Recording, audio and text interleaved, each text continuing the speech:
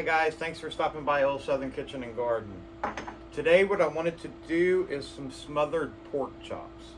So in my pan I have a little bit of ghee and extra virgin olive oil, which is heating up so that we'll be able to sear these down really good. So I'm going to season the pork chops, and what you want to do is use a liberal amount of salt, because I do have some chicken broth, but it's low sodium, which means that this is the salt that you're gonna get into your gravy once it's cooking. While I'm seasoning it, you can tell that I am using bone-in pork chops. And the reason I'm doing that is when you have a bone, it helps keep the moisture in the pork chops. So I have salt, and now I'm gonna put some coarse black pepper on each one. And garlic. I'm going simple with the seasoning on this. I'm not adding Cajun seasoning or anything else to it. This is going to give you all the seasoning you need for this dish. And you do want to season both sides of the pork chops. Now with the smothered pork chops, the one we're making today, I want a thick gravy.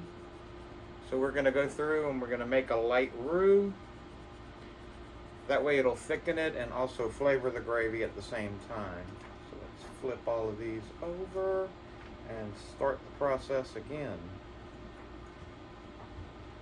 I have a lot of pork chops, and whenever you are searing a pork chop, you do want to make sure that you don't overcrowd the pan. You want browning on the bottom of the pan, which will help you give color to your pork chops and your gravy. So we're going to do salt and pepper and garlic on this side.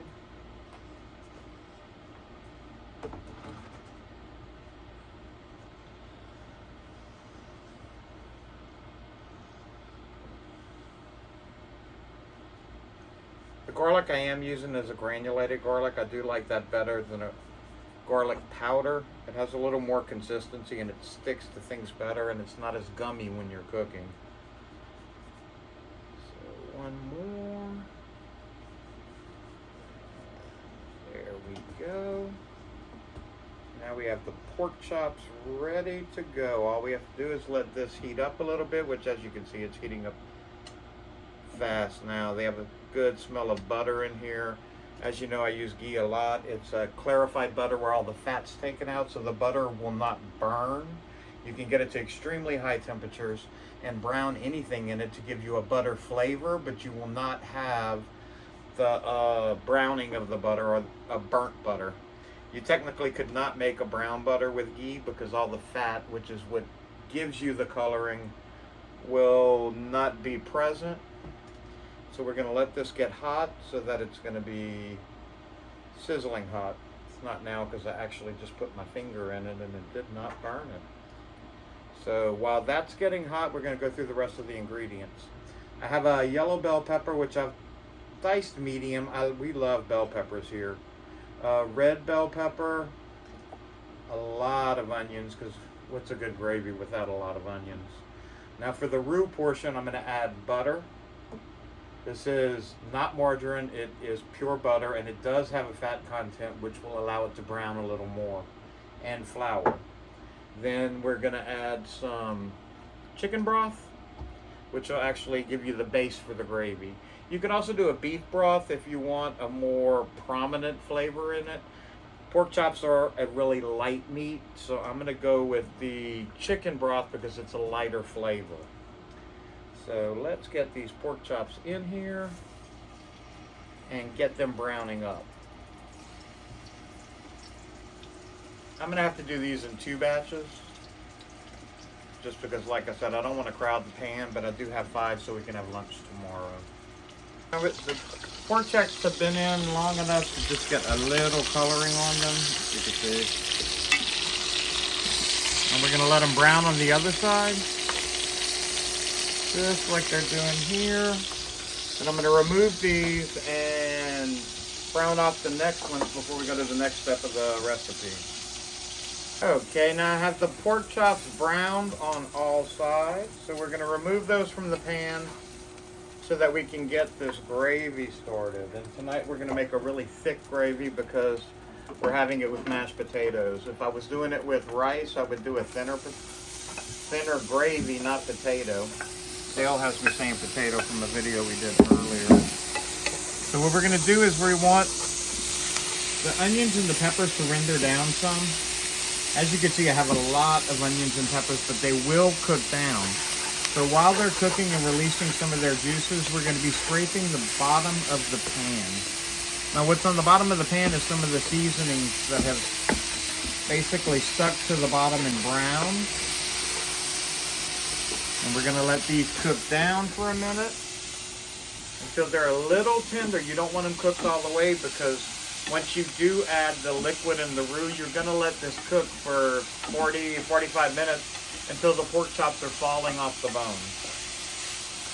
God, it smells so good. Anytime you're cooking onions and bell peppers, your entire house will smell good.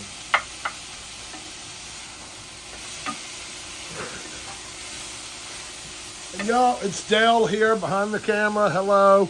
Excuse my shaky camera work tonight. We are using a new tripod with the light for the first time. It's not new. It's been sitting in a box since Christmas time, but we decided to pull it out today to use it.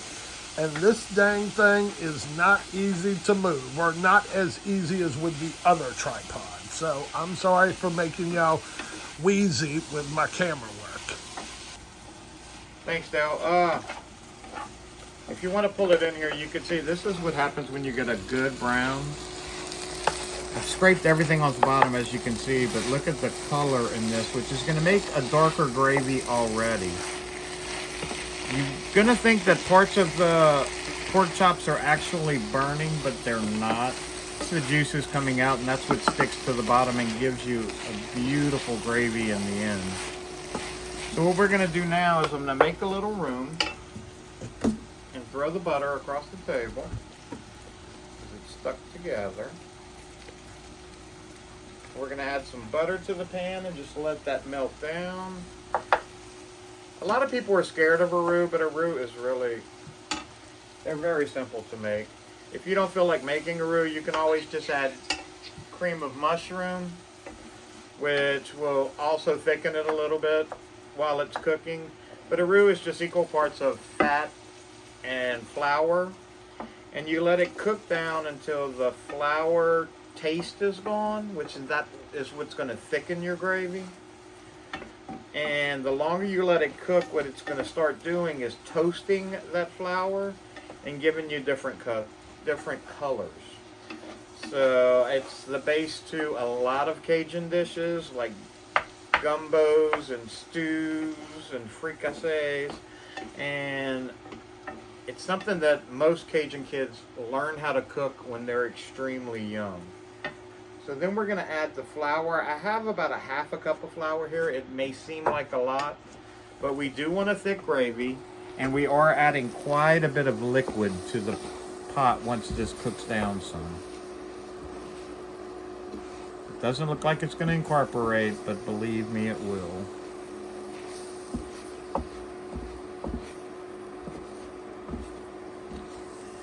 We're going to let this cook down and get just a little bit of color.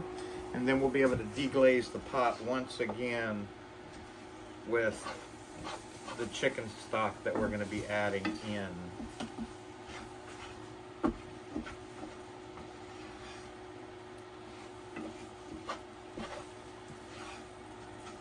And just a little note, y'all, he mentioned gumbo. I think tomorrow, if I'm not mistaken, we are doing a video on chicken and sausage gumbo. So, or possibly seafood. I haven't decided which one yet.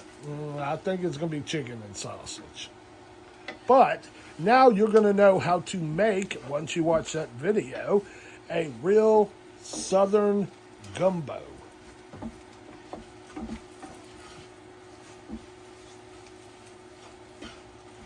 Okay, I have this flour cooked down. I don't need to let it brown as much as normal because I did let the pork chops brown more.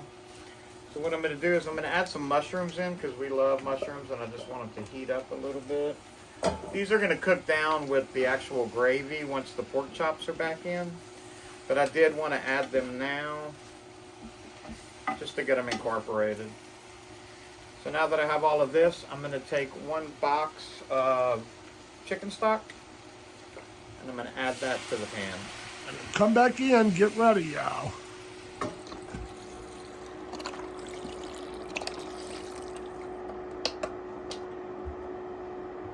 Like I said, I don't usually cook with much water. Well, with a gumbo I will, but I always find stocks, or we like better than bouillon a lot here. Both chicken and beef, and we even have some roasted garlic, but it adds flavor to everything you're making.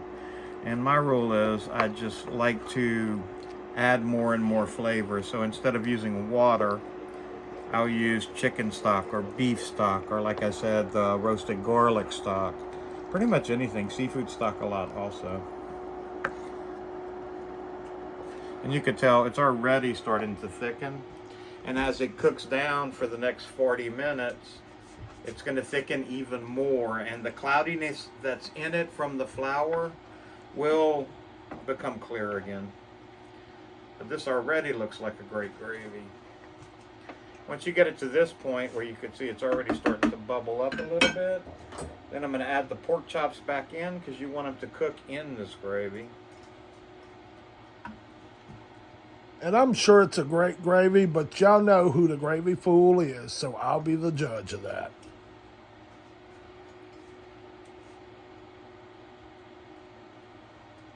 Be a tight fit. Like I said, it's going to cook down some to make an extremely good meal. Okay. Just get them all coated. It's already starting to simmer some.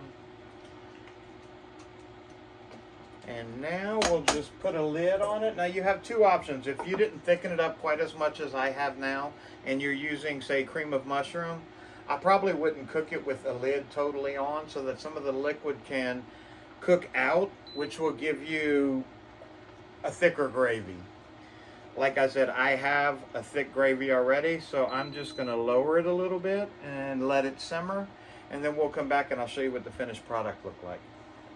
Okay guys, the pork chops have been cooking for 40 minutes, and I don't know about you, Dale, but I cannot wait to eat one. Of course not. Literally all we have to do now is serve it. A nice pork chop on there. As you can see, the gravy is nice and thick. Now we're getting to the gravy. And it's full of mushrooms and peppers and onions. And we're having it with some mashed potatoes and sliced tomatoes and garlic cheese bread. Yeah, it's not our tomatoes, because we haven't planted them yet, being it's still too cold outside. But a fresh tomato's a fresh tomato. You gotta love it. I hope you give this meal a try, and I hope you like it. Let us know in the comments if you do. And as always, please subscribe to the page and hit the bell so that you'll get notifications of other videos like this. Have anything else to say, Dale? No, y'all, just thanks for stopping by, and now I got to go fill my belly with some gravy and Thanks, pork guys. chops and See y'all mashed soon. potatoes. Bye, y'all. See you next time.